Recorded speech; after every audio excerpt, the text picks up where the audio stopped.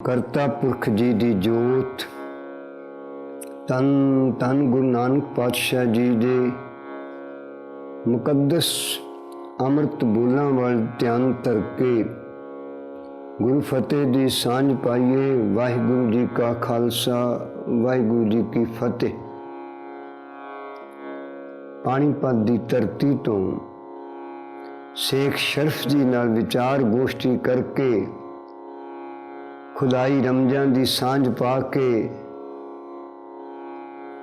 इन्हां दे मनां नूं रब दी बंदगी अकीदत वास्ते होर पक्कियां प्रपक्क करके गुरुदेव जी अगे चल पे। चलदियां गुरु नानक सच्चे पातशाह जी जमुना नदी दे कंढे ते उस नगरी विच पहुंच गए जिसनूं हस्तिनापुर करके जानिया जांदा, जिसनूं दिल्ली करके जानिया जांदा। जमुना दे कंढे ते जिस स्थान ते गुरु नानक जी ने डेरा कीता, टिकाणा कीता, खुदाई मौज विच जाके बैठे, उत्थे कदी एक फकीर रिहा करदा सी। एक फकीर दा टिकाणा करके जानिया जांदा है, जिन्हों मजनू दा टिल्ला करके आखीदा है। गुरु नानक जी इत्थे जाके अपना टिकाणा करते ने ते धन गुरु नानक सच्चे पिता जी उन्हां दी मौज खुदा दे रंग विच विचरदी, जिथे भी जाते ने हर समय हर घड़ी वो रब्बी रंगां विच ही खेडदे ने। क्योंकि कुदरत विचों कादर नूं देखना, रब दे गुणां दा गायन करना, ये उन्हां नूं करतार जी ने, वाहिगुरु जी ने, करता पुरख जी ने बख्शिश कीता है। इत्थे भी साखी विच लिखिया मिलदा है कि गुरु नानक सच्चे पिता जी ने रब जी की कीर्ति, परमात्मा की उस्तत कीर्तन दोबारा करनी शुरू कर दी है। कुछ पल बैठे ने, रब जी की याद विच लंघे ने। उपरंत गुरु नानक सच्चे पिता जी जमुना नदी दे कंढे ते बह गए। वगदे पानी दी धारां लहरां नूं तक रहे ने।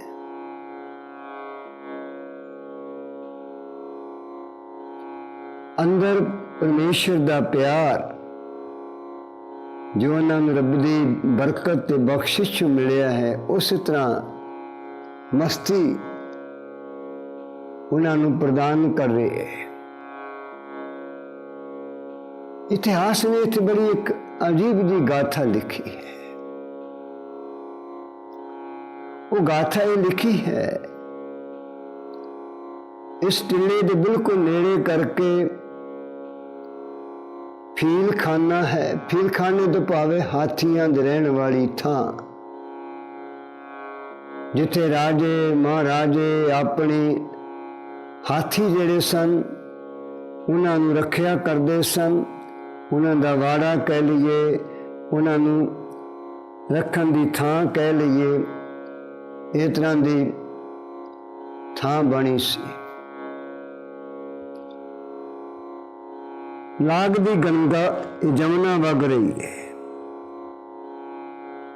गुरु नानक जी बैठे ने, खुदाई परमेश्वरी ध्यान उन्हां दे अंदर चल रहे है।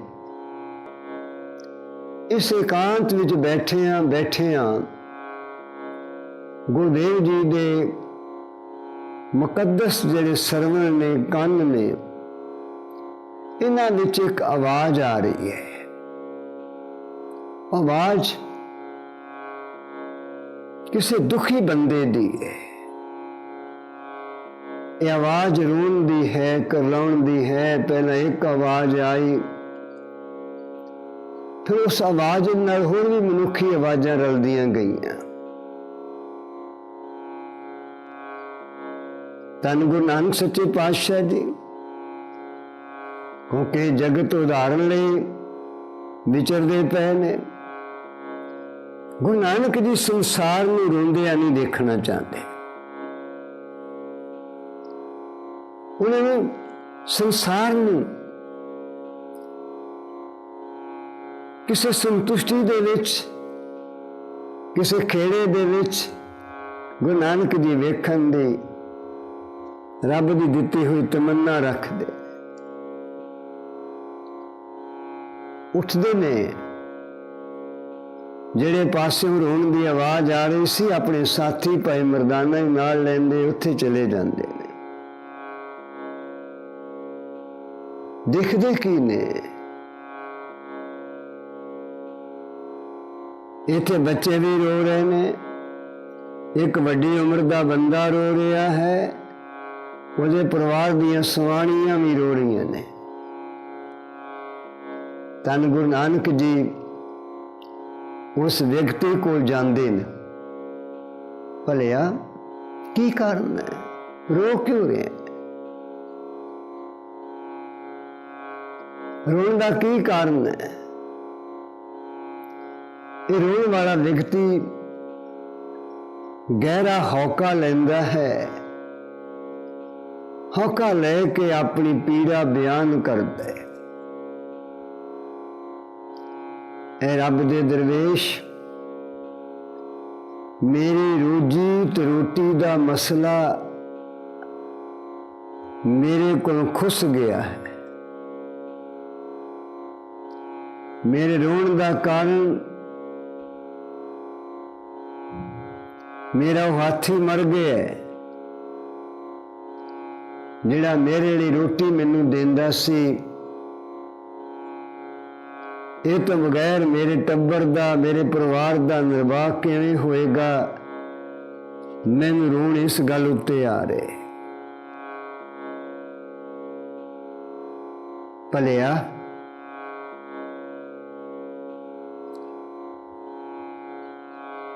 रोना नहीं चाहिए, तुसी रोना बंद करो।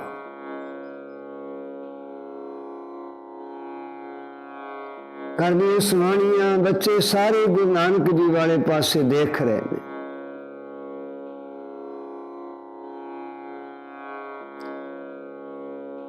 ये बहुत उची उची सारे रो रहे सन।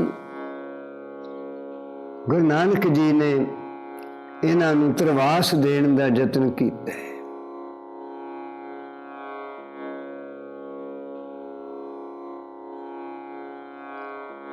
गुरु नानक जी क्योंकि रब की रजा विच, रब जी दे नाल अपसुरत दी सांझ पा के इस जीवन नूं संसार दे अंदर जी रहे ने। गुरु पिता जी ने नेत्र बंद कीते। साखी वाला लिखदा है, गुरुदेव जी ने खुदा अगे, वाहिगुरु अगे, संसार दे करते अगे दुआ कीती, बेनती कीती, अरजोई की।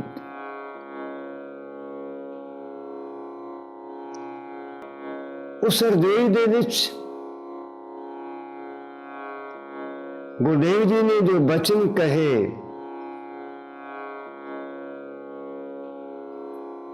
वो बचन गुरबाणी दे अंदर दर्ज ने। उन्हां बचनां दा जो भाव है, अर्थ ने, वो बनते ने। परमात्मा आप ही पैदा करदा है, परमात्मा आप ही उन्हें मारदा है। वो साजण वाला भी आप है, ਉਹਦੇ हुक्म ਦੇ ਵਿੱਚ ਹੀ ਉਹਦਾ ਜਿਹਨੂੰ ਅਸੀਂ ਮੌਤ ਕਹਿੰਦੇ ਹਾਂ, ਮੌਤ ਹੁੰਦੀ ਹੈ।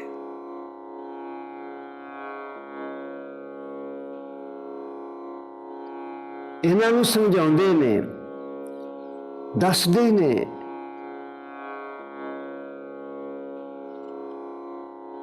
ਇੱਥੇ ਜਿਹੜੀ ਸਾਖੀ ਲਿਖੀ ਹੋਈ ਮਿਲਦੀ ਹੈ ਉਹ ਭਾਗਾਂ ਵਾਲਿਓ, ਜਿਹੜੀ ਮਨੁੱਖੀ ਤਰਕ ਹੈ ਉਹ ਆਮ ਹਾਲਤਾਂ ਵਿੱਚ ਸਾਖੀ ਦੇ ਤੱਥ ਨੂੰ ਸਮਝਣ ਤੋਂ ਇਨਕਾਰ, ਪ੍ਰਵਾਨ ਕਰਨ ਤੋਂ ਇਨਕਾਰ ਕਰਦੀ ਹੈ।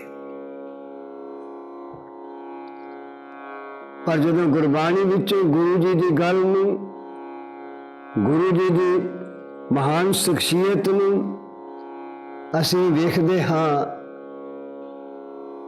ਤੇ ਗੁਰਦੇਵ ਸੱਚੇ ਪਾਤਸ਼ਾਹ ਜੀ ਦੀ ਸ਼ਖਸੀਅਤ ਜਿਹੜੀ ਹੈ ਉਹ ਰੱਬੀ ਰਜ਼ਾ ਦਾ ਜ਼ਹੂਰ ਹੈ, ਪ੍ਰਗਟਾਵਾ ਹੈ। ਗੁਰੂ ਨਾਨਕ ਸੱਚੇ ਪਾਤਸ਼ਾਹ ਜੀ ਨੇ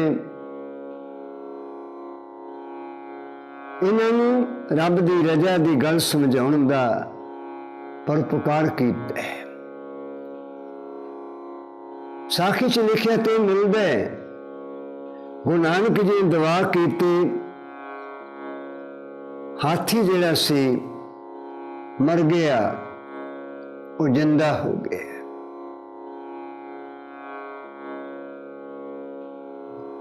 ਬੱਚਿਆਂ ਵਿੱਚ, ਵੱਡਿਆਂ ਦੇ ਵਿੱਚ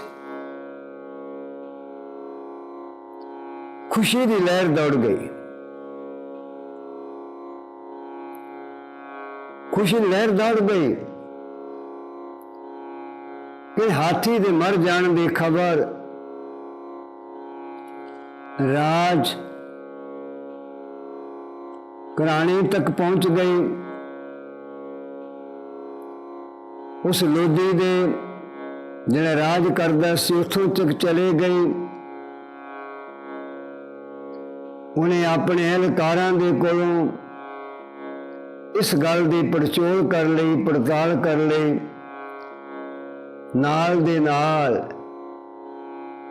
हाथी दे मुड़ जीव पैण की गल भी जिहड़ी है उत्थों तक पहुंच जाती है। हुण इत्थे लिखिया मिलता है कि राजा चल के आउंदा है, बड़े एहलकार चल के आउंदे ने। इत्थे फिर की अगली चर्चा हुंदी है वो असीं प्रसंग दे अगले हिस्से विच श्रवण करांगे। गुरु नानक सच्चे पिता जी रब्बी रहमत नूं, रब्बी बख्शिश नूं किवें उजागर कर रहे ने, ये आपां श्रवण करन दा यतन करिए। भुल्लां दी माफ़ी बख्शो। फतेह बुलाओ। वाहिगुरू जी का खालसा, वाहिगुरू जी की फतेह।